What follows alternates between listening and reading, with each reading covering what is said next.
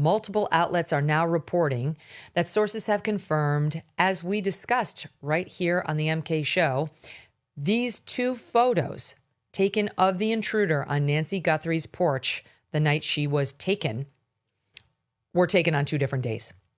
According to those sources, the image with no backpack was captured sometime before the day of Nancy's suspected abduction. The source is declining to provide a specific date, citing the ongoing investigation. Sheriff Nanos, however, telling Fox News, quote, "The info that it occurred on a different day did not come from the FBI or from us," meaning the Pima County Sheriff's Department, and that the reports are, quote, "purely speculative." But there are multiple outlets now. I mean, like, they all ran to their phones and their digital posts immediately. So clearly somebody decided to spread this word. And I'm not sure the sheriff can speak for the FBI, although it is interesting that he tried to here. But in any event, clearly somebody close to the case put this out to multiple news organizations last night that these are 2 different people. Oh, sorry, not 2 different people, 2 different days. We've been saying on this show for weeks now that the 2 images look like they are from different evenings. If you look at the skyline in the background, one is a much lighter sky the night she was taken, and the other is much darker. And, you know, that is alone reason to ask whether it's the same night, even though the outfit looks the same, but it doesn't have the backpack. It just didn't look right.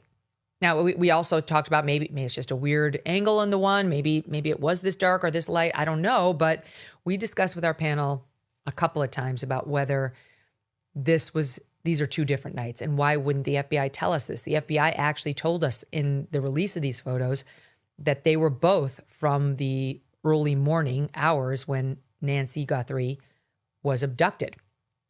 It's a chilling new detail. It suggests that this guy, this masked suspect, scouted out the home in advance, or possibly made 2 attempts.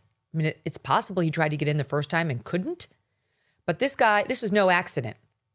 This obviously was no accident. He didn't just stumble upon this home or go on some drug-fueled binge and decide to rob or take something from Nancy Guthrie's home, including Nancy. Clearly, the guy had been there beforehand, if these reports are true, and went back with a plan in mind.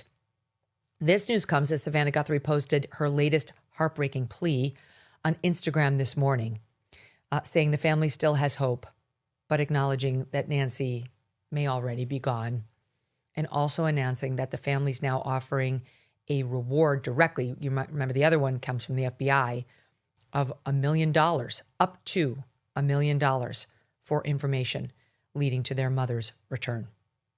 Day 24 since our mom was taken in the dark of night from her bed. And every hour and minute and second and every long night has been agony since then. We still believe in a miracle. We still believe that she can come home. Hope against hope. As my sister says, we are blowing on the embers of hope. We also know that she may be lost. She may already be gone. She may have already gone home to the Lord that she loves. What is to be, then we will accept it. But we need to know where she is. We need her to come home. For that reason, we are offering a family reward of up to $1 million for any information that leads us to her recovery. So please come forward, tell what you know, and help us bring our beloved mom home so that we can either celebrate a glorious, miraculous homecoming or celebrate the beautiful, brave, and courageous and noble life that she has lived. I mean, you can't help but feel for her. You can feel the stress just looking at her expression and her attempt to hold back tears as she talks about her mother and now openly acknowledges that she may already be gone, and I think most of us have come to that realization, and I'm sure the family will be the last to actually get there, but it sounds like they are getting there. Savannah Guthrie's not dumb, and I'm sure she knows full well that the odds of her 84-year-old mother being held captive for over 3 weeks now by someone who clearly does not care about her is not a good way of fostering wellness or longevity for an 84-year-old. It's just so awful. And it certainly seems like the case does not have a bunch of new leads. And we'll talk about that too with our panel. Here to react is Will Geddes. He's a security expert and founder of International Corporate Protection. James Hamilton, former FBI supervisory special agent and founder of Hamilton Security Group. And Eric O'Neill is back on the program, national security specialist, former FBI counterintelligence operative, and author of Spies, Lies, and Cybercrime. And also, Eric, the guy who brought down Robert Hansen, one of our best known, most nefarious spies ever. We have a great episode with Eric where we talk all about it. So we've got some guys who know what they're doing on this panel here. But let me just start with you, Will, because we just talked about this, about whether these were two different images. The one sky was dark, the other sky was light. The guy doesn't have the backpack on in the dark sky night, and he does have the backpack on with the mouth light in the lighter sky night. So now what do you make of the fact that they're admitting, somebody's admitting and spreading to news that it's two different nights, and yet the sheriff weirdly saying, and speaking for the FBI, saying, none of that came from us, that's speculative? It's firstly, Megyn, thanks for inviting me back on. Firstly, this is quite bizarre, but again, seems to be following the same traits that we've already seen with the sheriff, with evidence being quirked and reshaped in various different forms, and him not being able to send a very linear message of progress as things are going along.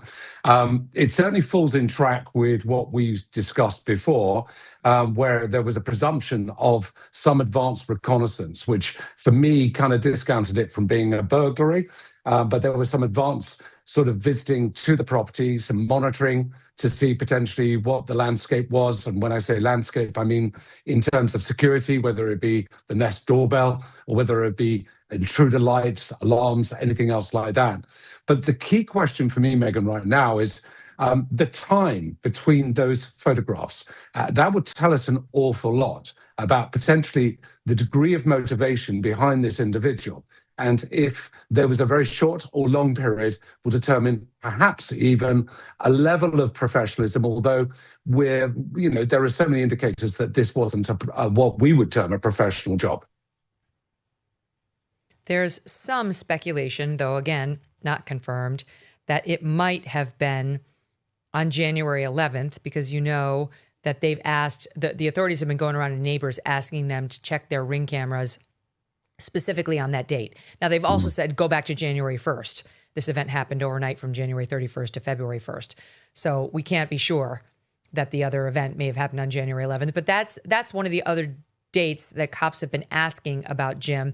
And we've all been scratching our heads saying, what happened on January 11th? Like, none of us has known. And yet now we may have just been effectively given the answer. Yeah, good to see you again. And January 11th, to me, it looks like two different nights, as you all were saying, and why they don't want to say that is interesting to me. But I agree with what you said in the opening about if it is two separate nights, this is a casing, as Will was talking about, and it would check with that. And it also makes sense as to why, he doesn't have the backpack or the gun in this silly, location. But again, the more we, kind of dive into this case, the more people we're seeing around porches at 2 a.m. So, it's a concern. But I think it was two different nights, and I wish we could just get some clarity. I mean, what would it tell you, though, as a former FBI guy, Jim? What would it tell you? Do you think that's recon? Yeah. Like, I'm going to put on my little disc, because it's a very risky recon. No, I would think if I'm going to do recon on a kidnapping, I'm probably going to stay in my car. I've never committed a kidnapping before, but I'm just going to guess it would be exponentially riskier Yeah. to get out of the car and walk up onto the stoop where you can see from a ways away there's a Nest camera. Well, again, I'm still not certain that we originally started out as a kidnapping. I'm still not certain that this person, his original intent was to kidnap. It certainly checks with, pre-operational surveillance prior to a robbery, a burglary, some type of home invasion. And we've all also talked about how dark it is out there. So if he parked in a close proximity, then got out, then put the mask on, it's not very suspicious because no one's going to see you. It's so dark there. I don't think he was driving around town with the mask on. But interesting that he has his little, same clothes for his operations. That tells us something about the individual. But yeah, I mean, to me, that's what it would tell me is that, this was planned in some degree. Obviously, we know he's made some mistakes, but he didn't make a lot of mistakes because we saw him caught him. Well, there are two ends, Eric, to the communication around this reveal.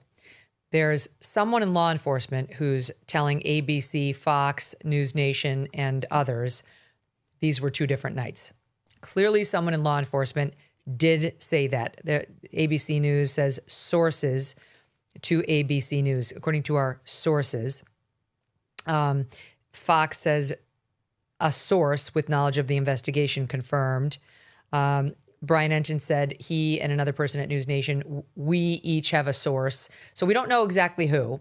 Right. But to me, the FBI can sort of speak to what the FBI is likely doing here, or if it is the FBI or local sheriff. But as a news person, I can tell you there is zero chance they all just came up with the same wrong story. Someone clearly in law enforcement decided it was time to leak this to the public for some reason. And I don't know, maybe the sheriff wants plausible deniability for some reason. Maybe the person did it without the sheriff's permission. Maybe it's somebody over at FBI and he has no idea what they're doing. But this is definitely not the press making this up. Yeah, I'm going to agree with you. I mean, it certainly shows bad OPSEC or operational security on behalf of the local law enforcement and FBI joint task force trying to catch the perpetrator who showed up at Nancy Guthrie's home and abducted her. I'm not surprised that there are these different images from different periods in time. I mean, the way this works is the camera records everything and sends it to Nest's server. And that's the way that you can use your app to actually see it, even if you don't have a subscription. But what happens is it's marked to auto-delete, right? So it probably got written over a number of times, and it can be reconstructed. It's painstaking. Obviously, they had the one video that's a pretty decent shot of the individual showing motion, his eyes, and that was what they released in order to get the public to look at it and think, maybe I recognize that person, and hopefully catch a break in this case. I always thought that they had more than they were releasing, and it doesn't make sense that they would release that earlier image. So that seems to me like a break in the chain of command there, someone who decided on their own to release it. Because there's no reason to say, hey, the guy was there earlier. But it was released. It was released with the other photos. It just wasn't clarified to be on a separate date until now. Right. And so, I mean, in Kash Patel's original dump of these photos, he said these were all taken the night she disappeared. And the other thing is that the way they reconstruct this data is there's no timestamps on it. I've always been wondering whether perhaps they had some of the audio, because that would typically be recorded directly with the video. And of course, they're not releasing that. And it makes perfect sense. I'm agreeing with James and Will that the perpetrator would have had to case the area. It's a really difficult place. Like James said, the area is incredibly dark, and it's also a warren of streets. And if you're really smart, you don't bring your cell phone with you to a crime. That allows the FBI to look at telemetry from cell towers as your phone moves through and pings them. And so they have to figure out how to get there. Let me stay on you now. for another minute on this, Eric, as our former cyber guy. Mm-hmm. Do you believe by this point the cell phone data has proven not helpful, because we're 3 weeks in, and they would have already had that, would they not? Yes, if they brought their phones with them, I think that they might have had a better clue of who this was. And so I don't think that cell phone data, which is always very difficult anyway to triangulate, is going to help. They were using things like BlueFi. That's really difficult. And BlueFi, I'm sure you've talked. Yeah, I know you've talked about it before. But this is a technology that allowed them to actually put it on the bottom of helicopters and scan different signals coming from Bluetooth devices or wireless devices to try to find that pacemaker. That's really useful when you're in a a large area of terrain like Yosemite National Park where there's not a lot of signal noise, but over an urban environment like this where there are millions of Bluetooth devices all sending signals, it's hard to find that one needle in a haystack. A lot of what they're doing are very innovative technologies to try to find more clues toward this perpetrator, but it's very difficult just because of this dense area and because I don't know if it was Will or Jim who said it, but they did a good job of covering their tracks for someone who didn't look super professional. Either they're incredibly lucky or they're really good. Will, what are your thoughts on why would this guy show up earlier? Like if this was January 11th, unconfirmed technically that it was even a separate night, right? I mean, the sheriff's denying it, or at least saying this is speculative. What was the guy doing? Like, why would you show up? There's no gun, notably, in that picture without the backpack. But I mean, what kind of a person would put the whole mask over the head and walk up on the stoop and apparently do nothing and then only to come back? Well, I mean, I think it follows what we were saying a little bit earlier, Megyn, that this is what we would call a soft probe reconnaissance, which is it could be a walk past of the actual property itself. It's looking at neighboring properties, again, depending on the sophistication of the perpetrator, and again, depending on what their ultimate objective might be. But in a basic level, it will be looking at what security there is, what intrusion detection there might be, whether it be lights, alarms, or otherwise. But it will also be looking at, if it gets more sophisticated, could be looking at local neighbors, seeing if they've got cameras that aspect obviously onto the front of the property. So if, let's say, that speculatively they were going to remove Nancy from the property, again, it was looking at who else would be able to capture or record this, what kind of devices there were, how sophisticated they might be. So again, we know that the very front of the property had a lot of bushing and a lot of sort of garden area, which might have made it very difficult for a direct line of sight, which would mean that he would have to, and that is obviously speculating that it's a male, but I think we're safe to say that, actually needing to go closer to the property. And again, removing the potential for identity, like James was saying, may not have stepped out of the vehicle or his vehicle with the ski mask on, but got a little closer to the property. And again, it's quite dark there, being able to put on that mask and then being able to get a little closer look on the front door. International disputes, inflation, rising national debt, digital currency. There's a never-ending list of reasons gold has risen over 700% in the last 20 years. And a never-ending list of reasons smart Americans diversify a portion of their savings into precious metals with Birch Gold Group. Gold can thrive during uncertainty, which is why it's a crucial part of a balanced financial strategy. It gives you peace of mind, given all the events that could impact the U.S. economy. See if holding gold in a tax-sheltered retirement account is right for you. Birch Gold can help you convert an existing IRA or 401k into an IRA in gold. Just text MK to the number 989898 to receive your free info kit on gold. There's no obligation, just useful information. With an A+ rating from the Better Business Bureau and tens of thousands of happy customers, consider letting Birch Gold help you diversify with gold so you too can have peace of mind, regardless of the uncertainty. Text MK to the number 989898. Thanks so much for watching. If you like what you just saw, hit the subscribe button for more clips and full episodes.